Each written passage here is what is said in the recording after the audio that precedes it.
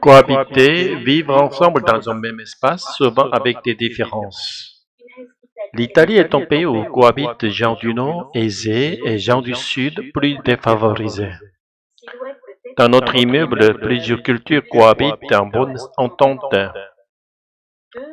Fracture, séparation, division importante, souvent sociale ou économique.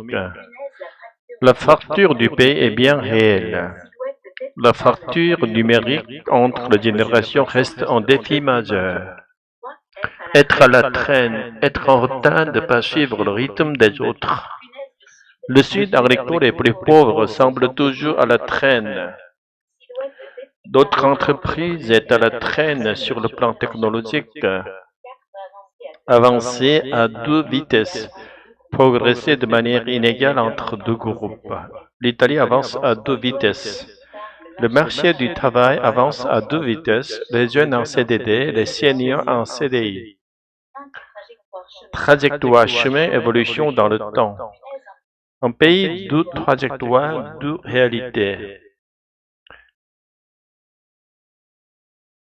Les trajectoires scolaires peuvent être très différentes selon les milieux sociaux.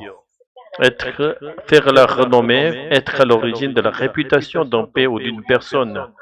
Les grands groupes ont fait la renommée du pays. Ces films ont fait la renommée à l'international. Tissu de PME familiales, réseau dense de petites et moyennes entreprises gérées par les familles. Un des secrets de la réussite est son tissu de PME familiales. Le tissu économique local repose sur les PME artisanales. Au pied des Alpes, juste au-dessous ou à la base des Alpes, emplacement géographique. Au pied des Alpes, le chômage est presque inexistant. Nous avons passé nos vacances au pied des montagnes. Manque de main-d'œuvre, situation où il n'y a pas assez de travailleurs disponibles. Le Nord manque de main-d'œuvre. Ce secteur manque cruellement de main-d'œuvre qualifiée. Manquer d'emploi. Avoir peu ou pas de possibilité d'emploi. L'Italie est un pays où cohabitent les gens du Nord aisés et les gens du Sud plus défavorisés. La fracture du pays est bien réelle. Entre le Nord riche porté par une industrie puissante et le Sud agricole et plus pauvre, qui semble toujours à la traîne, l'Italie avance à deux vitesses. Un pays, deux trajectoires, deux réalités.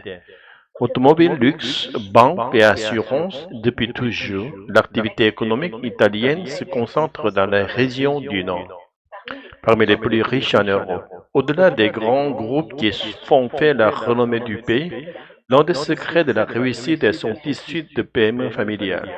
Au pied des Alpes, dans la province de Coni, le chômage est presque inexistant. Un tourisme florissant dans le sud. Alors que le Nord manque de main-d'œuvre, le Sud lui manque d'emploi. Dans les régions locomotives, le taux de chômage n'est que de 4,1% en moyenne contre 12,1% dans le Sud. Même des équilibres pour ce qui concerne la répartition des richesses. Dans le sud du pays, le tourisme est florissant et toujours en hausse. Mais derrière les images de cartes postales se cache un manque d'infrastructures et une précarité rampante. Explication sur la fracture nord-sud de l'Italie. En Italie, la fracture entre le nord et le sud est une réalité ancienne, profondément enracinée dans l'histoire du pays. Avant l'unification de 1861, l'Italie était divisée en plusieurs États indépendants, chacun avec ses propres structures politiques, économiques et sociales.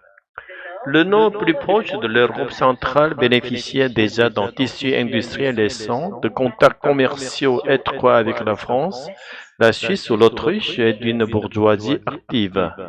Le Sud, en revanche, formant le royaume des deux Siciles, restait largement rural, dominé par de grandes propriétés foncières, avec un pouvoir central froid et peu ouvert aux réformes. Lorsque le royaume de Piémont-Sardaigne conduit le processus d'unification, c'est avant tout selon ses propres critères. L'Italie du Sud est conquise militairement par les troupes de Garibaldi, puis intégrer sans véritable transition des prises en compte de ces spécificités.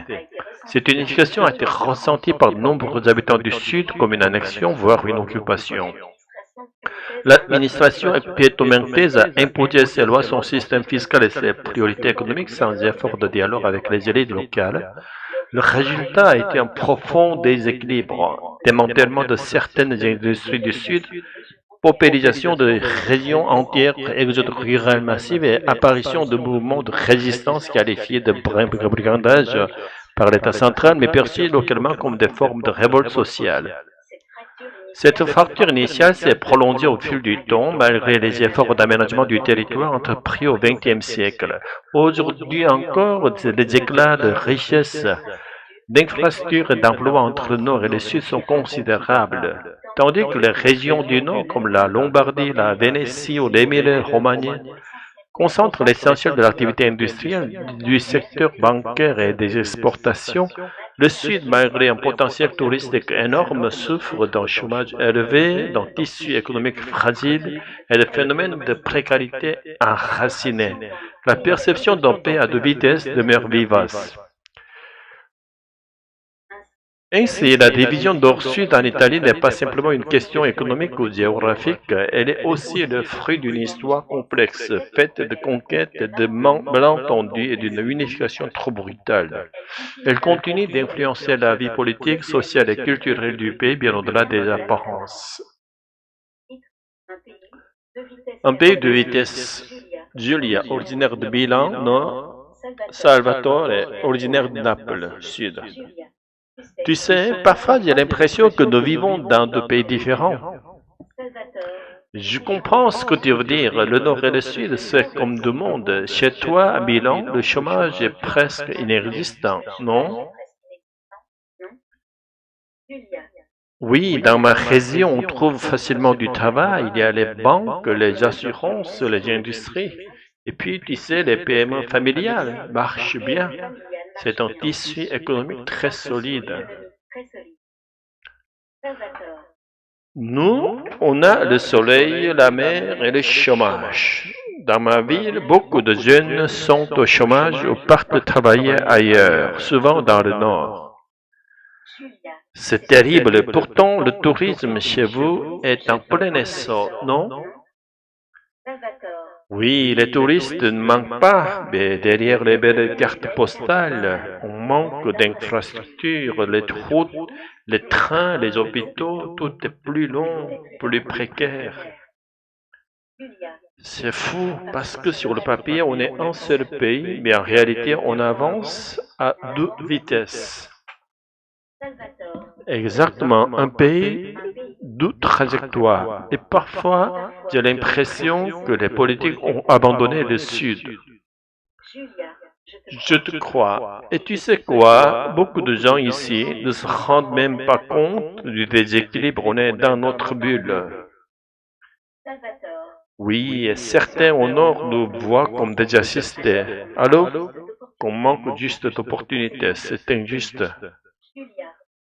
On devrait parler plus souvent comme ça entre nous, sans cliché, sans jugement, juste pour se comprendre.